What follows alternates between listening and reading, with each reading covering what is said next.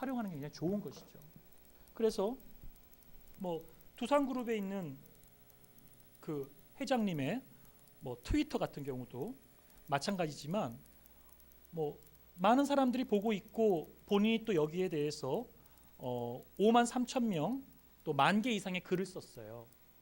그렇죠? 또 제가 트위팅을 보면 뭐 실시간으로 계속 많은 게 올라오고 있지만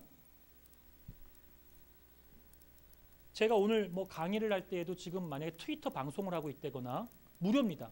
제가 또 트위터에다가 뭐 내가 지금 트위터 강의하는데 혹시 여기에서 내가 어떤 걸 강조했으면 좋겠지라고 생각하면 적어도 1,300명, 1,400명이 제 파워포인트를 보고 저한테 의견을 달아줘요. 그럼 제가 강의를 하면서 좀 더 다양하고 그런 이야기들을 전달할 수가 있는 것이죠. 그런 어떤 새로운 변화들이 우리에게 일어나고 있습니다. 또 볼게요. 그래서 이런 네트워크가 새롭게 연결되어지는데 이게 단순한 140자가 아니라는 것이죠. 이 소셜한 네트워크의 관계의 이야기고요. 그럼 이런 융합은 우리 서비스를 통해서 어떻게 변하는 게 매체의 문제냐 관계의 문제라고 얘기할 때 자꾸 이야기하는 게 관계의 문제라는 거예요. 그래서 우리가 어떻게 관계를 새롭게 재편할 것인가인데 과거에는 재편할 수 있는 도구가 없었잖아요. 우리 얼굴 보고 있죠. 밥 먹고 있죠. 한 사람이 이야기하면 아날로그로 말하면 흩어져 사라지죠. 일회성이죠. 그런데 새로운 이런 문화들은 안 사용해봤지만 써보시면 좋다는 거죠. 근데 참 궁금한 게 뭐냐면 저는 공부할 때 포트란, 코볼 이런 게 랭귀지였거든요. 지금은 그런 거 안 가르쳐요. 플래시, 자바스크립트. 저 박사 공부할 때 스마트폰이라는 얘기도 없었어요. 웹 2.0 나오지 않아. 유비쿼터스도 나오지 않았어요. 유비쿼터스가 소개되어서 유비쿼터스로 썼죠. 학위 논문을. 석사 때 그런 거 물론 기본적인 데이터 구조에 대한 이해를 하고 있고 알고리즘을 이해하고 있는 거랑 서비스되어지고 있는 기술에 대해서 쫓아가는 건 틀리다는 얘기죠. 여러분들께서도 얼마든지 내가 나이가 어떻고 뭐를 떠나서 직접 경험하고 참여해 보시면 그 느낌에 대한 질감들이 굉장히 다르고요. 현재는 70만 명의 스마트폰이 조만간 200만, 300만 명. 앞으로 휴대폰을 갖고 있는 사람들의 50% 이상이 스마트폰을 금방 가질 것이고 4G가 나오면 동영상을 주고받는 게 수월하고 화상통화가 수월해지고 아이패드가 나오면 정말 많은 사람들이 아이패드로 교육용 어플을 개발하면서 막 새로운 어떤 변화들이 느껴질 때 따라가시겠습니까? 먼저 가시겠습니까? 뭐든지 신대륙을 먼저 발견한 사람이 이름을 기록할 수가 있습니다. 그리고 두 번째 쫓아가는 사람들은 경쟁하는 사람들 속에서 베스트가 되는 것밖에 초이스가 없습니다. 그리고 세 번째 쫓아가는 사람들은 이미 과점이 되어져 있기 때문에 그냥 to be the difference죠. 좀 다른 모습으로 차별화시키는 것밖에는 아무것도 할 게 없어요. 만약에 여기서 정말 교육 2.0을 고민하고 그런 정신이 반영되어졌고 학교의 철학이 그렇다면 한 번쯤 그러한 어떤 변화들을 실천해 보시는 것도 지금은 굉장히 좋은 때라고 생각하고요. 넘기겠습니다. 최근에 다음에서 검색해 보면 스마트폰이란 검색이요. 3년 동안 거의 한 건도 없다가 최근 들어서 5개월 동안에 주요 일간지와 트위터 이런 것들이 5만 건 이상이 막 올라가고 있어요. 몇 달 사이에. 그만큼 많은 사람이 관심을 갖고 있다는 거죠. 아이폰이 등장해서 그랬죠. 넘기겠습니다. 시간상이요. 그리고 이제 초등학생들이 일기를 쓰라고 하지 않습니까? 저도 일기를 뭐 가끔 학생들 보고 야 그래도 일기 쓰는 게 참 좋을 것 같아 막 이렇게 얘기하는데 저는 안 쓰고 있거든요. 이런 건 어떠세요? 트위터를 하루에 140자로 너의 일기를 쓴다면 아무것도 하지 않는 거예요. 그냥 초등학생들 일기 쓰라고 하는데 140자씩만 일기 쓰는 거예요. 하루에. 그러면 1년이면 365개고요. 10년이면 3650개죠. 그러면 그 140자의 흐름만 흩어가보고 그 기억만 쫓아가도 내가 뭘 하고 살았는지에 대해서 다가오지 않을까요?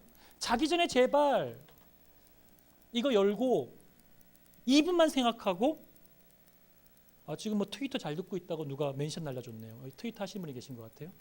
여기 있다가 바로 여기다가 140자의 일기를 적는다면 어떠시겠냐고. 우리 일상에서 일기를 쓰라라고 종이에다 쓰게끔 하는 것도 의미가 있겠지만 이러한 디바이스로 한다는 건 아무도 시도하지 않았으니까 괜찮지 않을까요?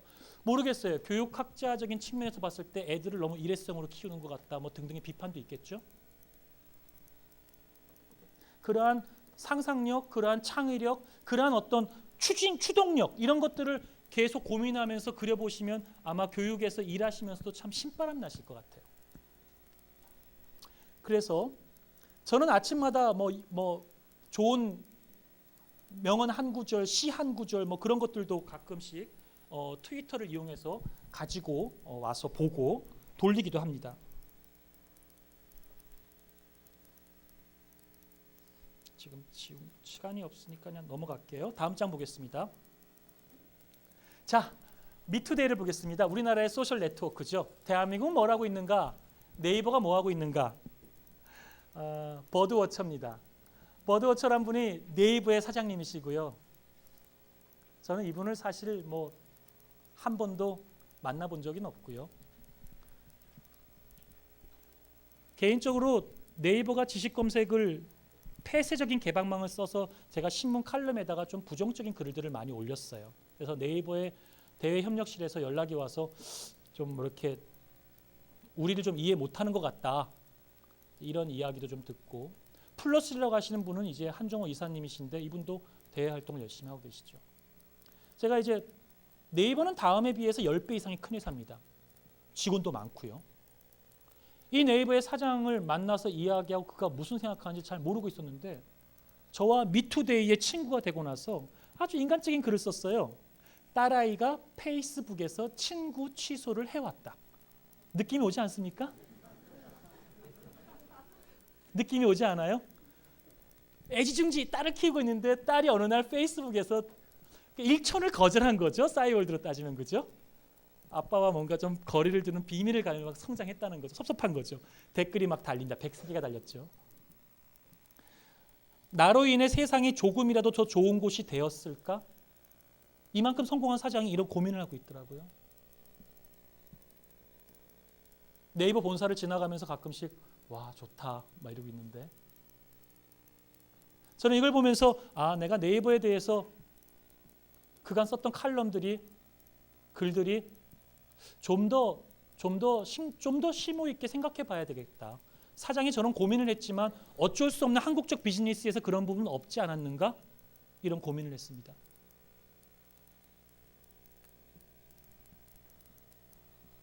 이처럼 소셜 네트워크라는 이런 서비스들은 우리들의 관계를 굉장히 새롭게 보게 하고 재편하게 하면서 더러는 우리의 의견들을 강하게 소통시키기도 하고요. 어떤 그러한 변화를 줄 수 있다는 거죠. 그 다음 한번 보겠습니다. 그래서 제가 재미있게 과연 무엇이 오픈될 수 있는가를 볼 건데요. 이 사이트를 한번 방문해 보겠습니다. 카바팝 들어가 볼까요?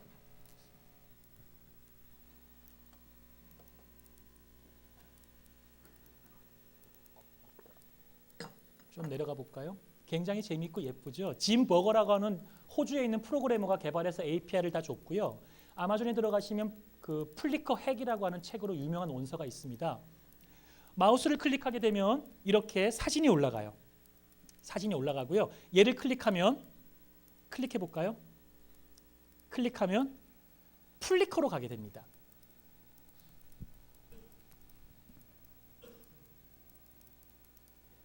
플리커로 가게 됩니다. 그래서 열어볼까요? 사진이라도 한 것, 꽃이라고 하는 것을 이렇게 해서 내가 사람을 발견하고 만나게 되는 것이죠. 새로운 필터링의 방법이죠. 그런데 더 신기한 건 플리커가 돈 주고 이렇게 사이트에 사진들을 막 가지고 왔는데 이걸 왜 일개 프로그래머한테 그냥 개발해서 다 쓸 수 있도록 해주냐는 거죠. 이러한 생각들이 변화가 되어졌을 때 우리는 어떤 컨텐츠를 개방하는 것이 우리에게 좀 더 큰 선순환을 줄 것인가에 대한 고민이 된다는 겁니다. 다시 앞에 사이트를 볼게요. 이 사이트를 다시 보겠습니다. 플라워 말고 기타로 들어가 봅시다. 그 사이트 말고요. 아까 거. 예, 요 오른쪽에 보시면요. 위로 올려 볼까요? 위로 올려 봅시다. 올려 봅시다. 유튜브 비디오 유튜브 비디오 매거진 북스 한번 볼까요? 뮤지컬 인스트루먼트 봅시다. 그거요. 예. 이거 굉장히 많이 있어요.